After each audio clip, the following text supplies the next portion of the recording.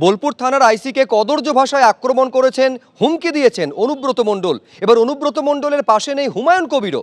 কি বললেন তিনি দেখুন। বোলপুর থানার আইসিকে অনুব্রত মণ্ডলের লাগাম ছাড়া অশালীন মন্তব্য নিয়ে রাজ্য রাজনীতি যখন জোলপাড়, তখন আমাদের সঙ্গে রয়েছেন ভরতপুরের তৃণমূল বিধায়ক হুমায়ুন কবির, যারও পুলিশের বিরুদ্ধে মন্তব্য নিয়ে চর্চা চলছে এখনো।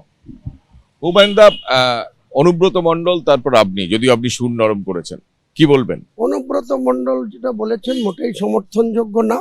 একজন সিনিয়র লিডার হয়ে এত আমাদের দিদি তাকে বীরের সম্মান দিয়ে এই নেতাজি ইন্ডোর স্টেডিয়াম থেকে বলেছিল, উনি যখন সেন্ট্রাল জেলে ছিল, বীরভূম জেলার তৃণমূল কংগ্রেসের কর্মীদেরকে বলেছিল যে বীরের সম্মান দিয়ে তাকে বীরভূমে নিয়ে আসা, সেটাই হয়েছে।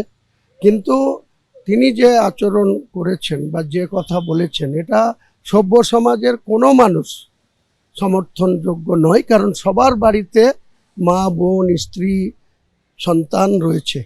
তাদের কাছে কি করে একজন নেতা এই ধরনের কথাকে সমর্থন করতে পারে? কাজে আমি কোনোদিন সমর্থন করব না।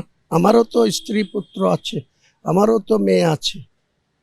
আপনিও পুলিশের বিরুদ্ধে আক্রমণ করছেন, অনুব্রত মণ্ডলও আক্রমণ করছেন, দুটোকে একসঙ্গে মেলাবেন? কোনো মতেই আপনারা মেলাবার চেষ্টা করছেন, আপনাদের বিভিন্ন মিডিয়ার লোকরা সেটাকে কম্পেয়ার করার চেষ্টা করছে। কিন্তু আমার প্রতিবাদ বা আমার বক্তব্য আর অনুব্রত বাবুর বক্তব্য, কারণ আমি কোনোদিন পুলিশের সাহায্য নিয়ে জনপ্রতিনিধি হইনি। আর অনুব্রত মণ্ডলের এই পরপর হাজিরা এড়ানো জানিয়ে মুখ খুলেছেন কাজল শেখ। কাজল শেখ বলছেন অনুব্রত মণ্ডলকে নিয়ে যা সিদ্ধান্ত নেওয়ার তা রাজ্য নেতৃত্বই নেবে এবং রাজ্য নেতৃত্ব এ নিয়ে আলোচনা করছে। কি বলেছেন তিনি শুনুন।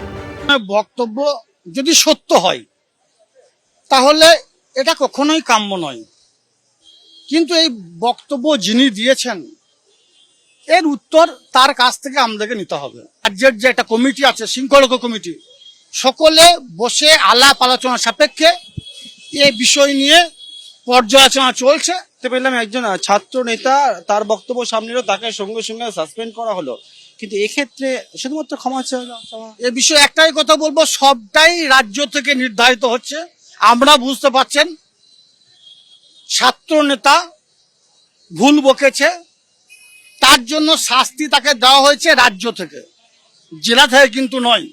স্বভাবতই যিনি ভুল বলেছেন বা যে ভিডিও ভাইরাল হয়েছে সে বিষয়টা নিয়েও সিদ্ধান্ত রাজ্য থেকেই নেওয়া হবে। অভিযোগগুলো উঠছে, মানে এরকম যিনি অভিযোগ করেছেন প্রমাণটা, সত্যতা প্রমাণ তাকেই করতে হবে।